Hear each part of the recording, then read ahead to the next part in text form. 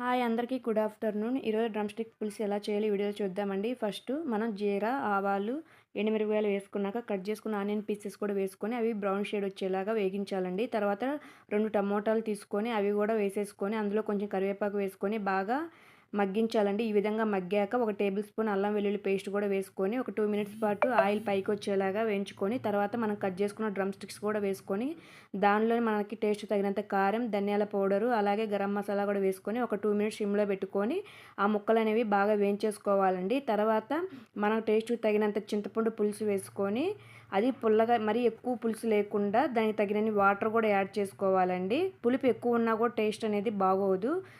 మీకు ఎంత పులుపు కావాలో అంతవరకు వాటర్ తీసుకొని బాగా మిక్స్ చేయండి పీసెస్ అన్నీ.